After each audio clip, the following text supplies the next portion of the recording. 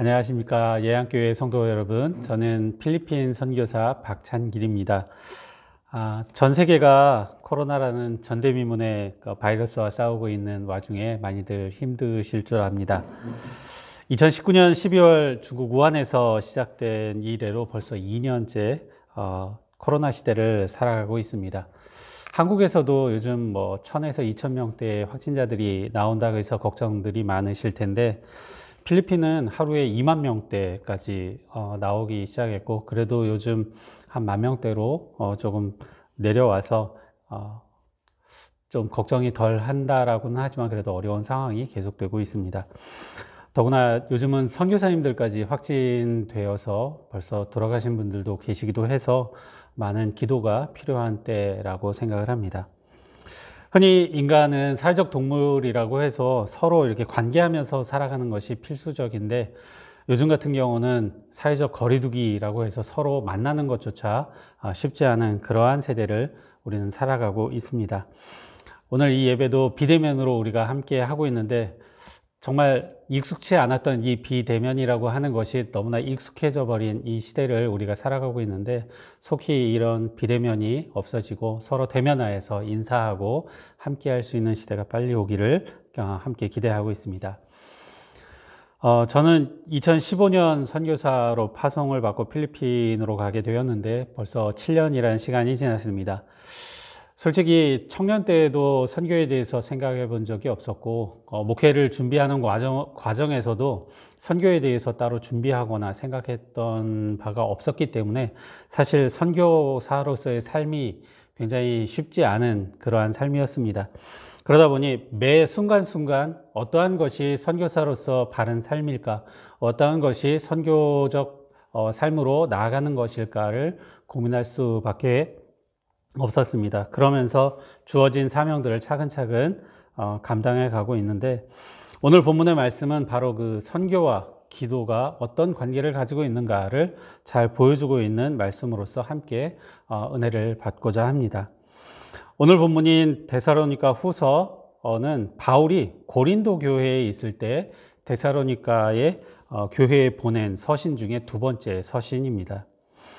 먼저 데살로니가라고 하는 곳은 지금 그리스 아테네 다음으로 큰 제2의 도시로서, 그리스가 남쪽에는 아테네가 이제 중심 도시가 되고, 북쪽 도시가 바로 이 데살로니가가 중심 도시가 되는 곳입니다. 성경에 마게도냐와 아가야라는 이제 지명이 나오는데, 그 마게도냐의 중심 도시가 데살로니가고 아가야의 중심 도시가 우리가 잘 알고 있는 아테네인 것입니다. 그래서 북쪽의 중심 도시인 데살로니가였기 때문에 바울이 처음에 데살로니가에 갔을 때는 그곳을 중심으로 해서 그 주변 마게도냐를 전도했으면 하는 그런 마음으로 데살로니가에 갔을 것입니다. 빌립보에서 뜻하지 않게 옥고를 치르고 난 다음에 데살로니가에 이르게 되는데, 유대인 회당에 3주간을 이제 가서 말씀을 전한 것이 데살로니가의 전도의 전부였습니다. 당시에 이제 별로 길지 않은 시간이었지만 경건한 헬라인들과 적지 않은 귀부인들이 복음을 받고 예수의 도를 따르게 되었다라고 이야기를 합니다. 그렇기 때문에 오히려 유대인들이 바울을 시기하게 되면서 바울을 쫓아내게 됐고, 바울은 결국 데살로니가에 머물 수가 없게 되어서 피신을 하면서 당시 이제 함께 동역했던 실라와 디모데를 그곳을 양육을 부탁을 하고 바울은 이제 떠나게 됩니다. 그 후에 이제 고린도에서 이제 바울과 그 디모데와 실라를 만나게 되면서 당시 이제 데살로니가 교회가 어떠한가의 상황을 듣게 되는데, 짧은 시간 말씀을 전했던 그 교회가 바르게 신앙생활을 잘하고 교회가 성장을 하고 있다라는 소식을 듣게 되고, 그러면서 마게도냐 아가의 큰 이제 복이 되는 교회다라는 이야기를 하면서 바울이 매우 기뻐하게 됩니다. 그들이 마지막 날에 대한 오해가 있다라는 소식을 듣게 되었기 때문에 그것에 대해서 가르침을 전하면서 보낸 서신이 이제 데살로니가 전서와 후서인데, 바로 데살로니가 교회에 부탁한 것이 오늘 본문의 말씀인데 다시 한번 읽어보도록 하겠습니다. 끝으로 형제들아, 너희는 우리를 위하여 기도하기를, 주의 말씀이 너희 가운데 가운데서와 같이 퍼져나가 영광스럽게 되고 또한 우리를 부당하고 악한 사람들에게서 건지시옵소서 하라. 믿음은 모든 사람의 것이 아니니라. 여기서 보면 바울은 두 가지 기도 요청을 하고 있습니다. 하나는 복음이 더욱더 널리 퍼져서 하나님의 영광이 되게 해달라고 기도하고, 또 하나는 복음 전도자들이 안전하게 복음 증거할 수 있도록 기도해달라고 부탁을 하고 있는 것입니다. 복음이 더욱더 많은 사람들에게 전해져서 하나님께로 돌아와서 그들이 하나님의 사람으로 서서 하나님 나라가 더욱더 확장되어지기를 위해서 기도해달라는 것이 바로 첫 번째 기도인 것이고, 두 번째는 그 복음을 전하는 사람들이 복음을 전할 때에 여러 가지 어려움들이 많은데 그 어려움들을 잘 극복하고 또 그 어려움 속에서 꺾이지 아니하고 그 복음을 계속적으로 전해 나갈 수 있도록 기도해달라고 부탁하고 있는 것입니다. 바로 이와 같이 선교하는 것에 있어서 기도라고 하는 것은 매우 중요한 위치를 차지하고 있다라고 하는 것입니다.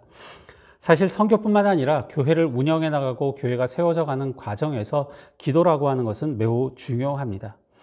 첫 번째로 우리가 기억해 볼 것은 교회가 바로 이 기도에서 시작되었다라고 하는 것을 우리가 기억해야 하는 것입니다. 예수님께서 마지막 승천하시면서 제자들에게 부탁하신 것이 있습니다. 누가복음 24장 49절 말씀을 보면 볼지어다 내가 내 아버지께서 약속하신 것을 너희에게 보내리니 너희는 위로부터 능력이 입혀질 때까지 이 성에 머물라 하시니라.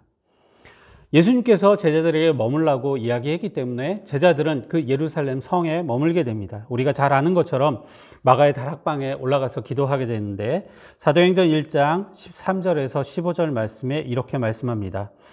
들어가 그들이 유하는 다락방으로 올라가니 베드로, 요한, 야고보, 안드레와 빌립, 도마와 바돌로메, 마테와 및 알포의 아들 야고보, 셀로지 시몬, 야고보의 아들 유다가 다 거기 있어 여자들과 예수의 어머니 마리아와 예수의 아우들과 더불어 마음을 같이하여 오로지 기도에 힘쓰더라. 모인 무리의 수가 약 120명이나 되더라.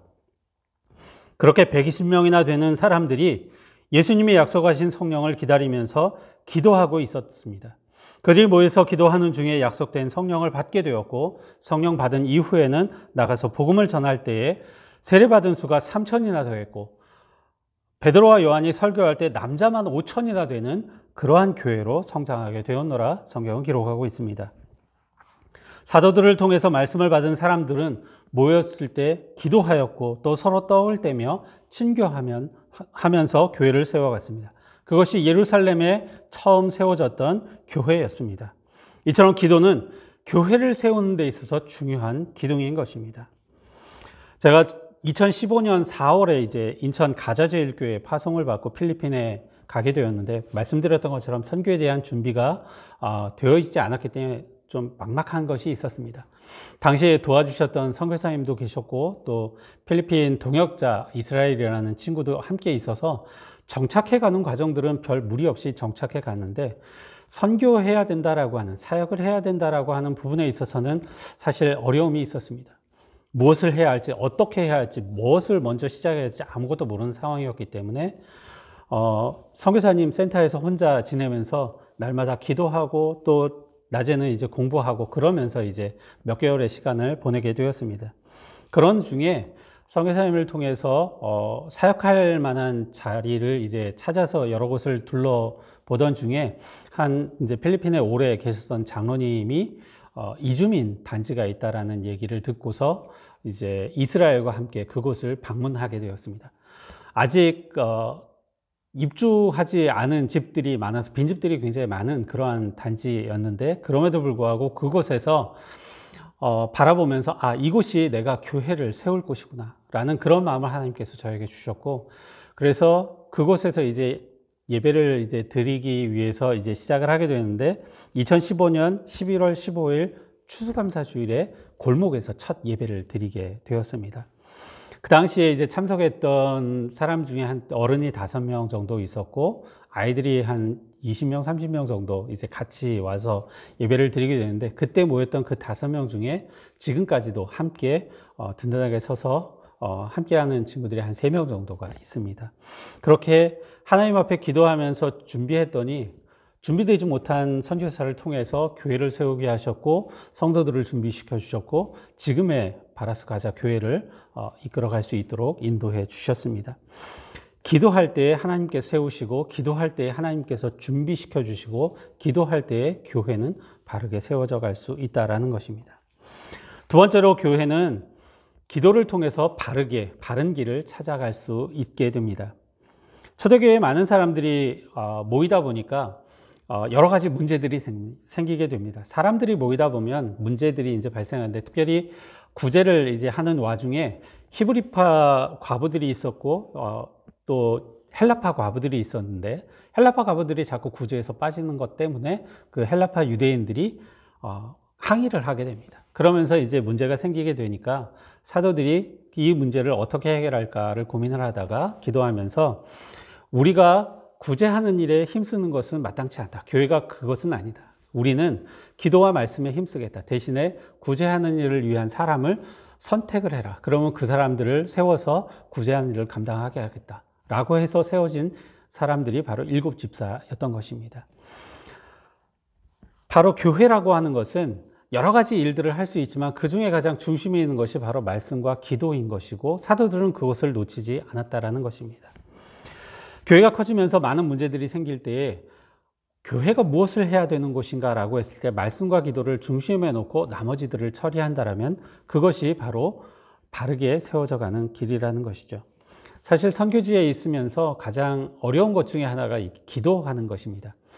사실 말씀 전하는 것은 사전에 준비를 해서 전하는 것이기 때문에 그것이 영어로 준비할 때도 있었고 지금은 이제 필리핀어로 준비를 해서 전달을 하고 있는데 준비하는 시간들이 주어져 있기 때문에 말씀 전하는 것은 어렵지만 그래도 감당을 할 수 있습니다. 근데 기도하는 것은 사실 준비되어서 가서 기도하는 경우도 있지만 그렇지 않고 바로 기도하게 되는 경우가 많이 생기게 됩니다. 그런데 이제 아직까지 이제 필리핀어나 영어가 익숙하지가 않기 때문에 기도까지 영어로 하거나 필리핀 말로 하기는 쉽지 않은 상황입니다. 그래서 양해를 구하고 제가 한국말로 기도하겠습니다. 이제 양해를 구하고 이제 한국말로 기도를 해주고 하는데 사실 그 바울 사도가 방언에 대해서 이제 이야기를 하면서 방언 기도가 너무나 좋은 은사인데 이것이 공중 기도로서는 합당하지 않다.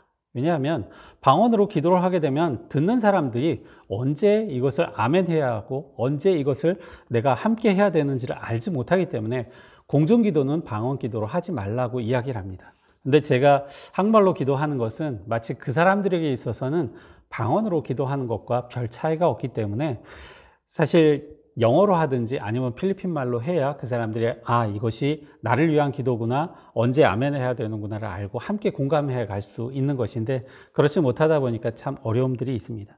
사실 기도라고 하는 것은 그렇게 함께 공감해 가는 것이고 그것을 통해서 교회가 나아갈 길을 바르게 가야 할 길을 제시받는 것이 바로 기도인 것입니다. 그렇기 때문에 함께 기도함으로 세워져 가야 되는 교회이기 때문에 사실 3년 전부터 계속 필리핀어를 공부는 하고 있기는 한데 아직 많은 것들이 부족하긴 합니다. 그래서 더 기도하는 와중에 이제 공부해 가고 있고 그래서 적어도 2년, 3년 후에는 그들과 함께 소통하면서 이제 같이 기도하고 같이 대화하면서 목회를 해나갈 그런 계획들을 가지고 있습니다. 사실 한국 방송을 보면 가끔 이제 외국인들이 나와서 방송을 하는 경우가 있어요. 그 사람들이 되게 영어로 하는 것이 아니라 한국말로 이제 방송을 많이 하는데 얼마나 됐어요? 라고 물어보면은 짧게는 2년, 3년밖에 안 된 사람도 있고 뭐 길게는 뭐 5년, 6년 된 사람들도 있습니다. 그런 것들을 보면서 저 사람들은 5년밖에 안 됐는데 한국말을 저렇게 잘하는데 나는 벌써 7년이나 됐는데 아직 필리핀 말이 익숙하지가 않구나 라는 생각을 하면서 빨리 그 말을 익숙하게 해서 함께 기도함으로 함께 교회를 세워가야겠구나라는 그런 생각을 하고 있습니다. 위에서 많이 기도해 주셨으면 좋겠습니다. 세 번째로는 기도라고 하는 것이 성도의 믿음을 굳건하게 함으로 인해서 교회를 굳건하게 세워가는 것이다 라는 것입니다. 예루살렘 교회가 예수님이 십자가에 달리신 지 얼마 되지 않은 상황에서 유대인들의 반감들이 굉장히 컸을 때 교회가 세워지기 시작합니다. 유대인 지도자들이 예수님을 신성모독죄로 죽였던 그 사람들이 지금 예루살렘 교회가 생긴 그 시기에 동일하게 그 지도자들이 유지가 되고 있는 상황입니다. 그렇기 때문에 사도들이 나가서 예수를 전하고 하나님의 나라 복음을 전한다라고 했을 때 그것을 달가워할 리가 없습니다. 그런 상황에서 사도들이 나가서 복음을 전하다 보니까 체포돼서 감옥에 갇히는 일도 생기게 됩니다. 그 사도들이 감옥에 갇혔을 때 당시에 성도들이 했던 것이 무엇이냐면 모여서 함께 기도한 것이었습니다. 그들이 모여서 기도할 때 그들 가운데 성령이 임하였고 그들 가운데 담대함이 임하여서 사도들이 감옥에 있음에도 불구하고 그들은 담대히 나가서 복음을 계속적으로 전할 수 있었다라고 하는 것이죠. 기도할 때에 성령께서 역사하시고 기도할 때에 그들의 믿음이 굳건하여지고 그러함으로 인해서 교회는 더욱더 확장되고 굳건해져 갈 수 있다라고 하는 것입니다. 어떤 분들은 이제 기도하면 모든 것이 다 돼라고 얘기하는 분들도 있습니다. 사실 그것이 틀리지는 않지만 기도가 만능이라고 하는 것은 분명히 아닙니다. 그렇지만 기도할 때 우리가 하나님의 음성을 들을 수 있고 또한 우리가 나아갈 방향을 하나님의 음성을 통해서 우리는 듣게 될 수 있다라는 것입니다. 2015년 11월 이제 골목에서 이제 처음 예배를 드리기 시작하면서부터는 사실 아무것도 없었어요. 그래서 의자나 모든 방송 장비나 이런 것도 다 이제 빌려서 이제 예배를 드리기 시작하다가 그 다음에 5월에 이제 담임 목사님과 장로님들이 이제 교회를 세웠다고 하니까 이제 방문을 해주셨어요. 그때 오시면서 여러 가지 이제 장비들도 사주시고 이제 했는데 그 당시에 가림막도 이제 하나도 없어가지고 이제 장로님들 오시면서 이제 천막 같은 거를 이제 사주셨는데 이제 갑바천 같은 거를 위에 이렇게 치고 예배를 드리다 보면 앞뒤가 다 트여 있는데도 불구하고 그 안이 굉장히 후덥지근해. 꼭 온실 속에서 예배 드리는 것 같이 그렇게 굉장히 후덥지근한 그런 상황임에도 불구하고 아이들이나 어른들이나 그거에 대해서 뭐 연신 부채질을 하면서도 그 안에서 함께 예배드리고 함께 하는 것이 너무나 감사하고 매주 얼마 되지 않는 것이지만 닭죽을 끓여서 그들에게 나눠주고 하는 그러면서 교회가 계속 유지되고 운영이 되어 갈 수 있는 것이 너무나 감사했었습니다. 필리핀에서 이제 있으면서 그 갑하천을 치는데 이게 주일마다 쳤다가 또 내렸다가 쳤다가 내렸다 하는 것이 너무나 힘들어서 좀 쉽게 할 수 있는 방법이 없을까 이제 찾다 보니까 접이식으로 하는 천막이 있어서 이제 중국산을 3동을 이제 구입을 했는데 이게 중국산이다 보니까 폈다가 접을 때 되면 그 철제가 하나씩 다 부러지는 거예요. 그래야 한 3-4달 쓰고 나니까 뭐 이게 펼 수가 없는 그러한 지경이 이르렀어요. 그래서 비가 많이 오고 막 하는 날 하나가 완전히 망가져가지고 진짜 11평이 아니죠. 11스퀘어, 3평, 4평 되는 방 안에 40명, 50명이 들어가서 예배를 드린 적이 있습니다. 그러면서 빨리 지붕이라도 이제 해가지고 뭔가 이제 처소를 마련해야겠다. 그래서 교회에서 구입해준 땅에다가 천막처럼 지붕이라도 하겠다라고 시작한 게 지금의 교회인데 그곳에 이제 지붕을 하고 바닥을 해서 처음으로 이제 옮겨서 예배를 드린 날이 2018년 7월 1일 맥주감사주일이었습니다. 하나님께서는 처음에 추수감사주일을 통해서 교회를 시작하게 하셨고 예배 처소를 옮길 때 어떻게 마침 그 맥주감사 주일에 그곳에 옮겨서 예배를 드리기 시작했습니다. 처음에 옮겼을 때는 아무것도 없었어요. 벽도 없었고 딱 지붕하고 바닥. 그럼에도 불구하고 성도들이 그곳에서 모여서 너무나 즐거워하고 너무나 감사해하는 모습을 보면서 아무것도 없지만 하나님께서 하나하나를 채워가시는 것을 저도 체험하고 성도들도 체험하면서 하나님께서 그렇게 세워가시는구나. 하나님께서 그렇게 길들을 인도해 주시는구나를 모두가 함께 경험하면서 감사드리게 되었던 것입니다.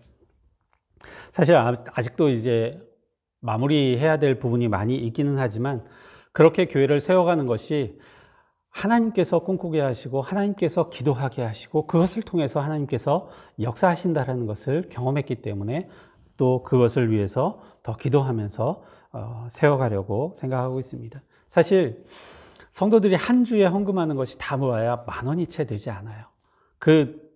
적은 헌금이지만 성도들에게 처음에 약속하기를 여러분들이 낸 헌금을 가지고 여러분들이 밥 먹고 하는데 전혀 쓰지 않을 것입니다. 오직 교회를 위해서만 사용할 것입니다고 약속을 했기 때문에 그 헌금을 차곡차곡 모았더니 그래도 이제 한 1년, 2년 지나니까 어느 정도 돈이 돼서 그걸로 의자를 사기도 하고 테이블을 사기도 하고 교회에 필요한 것들을 구입을 합니다.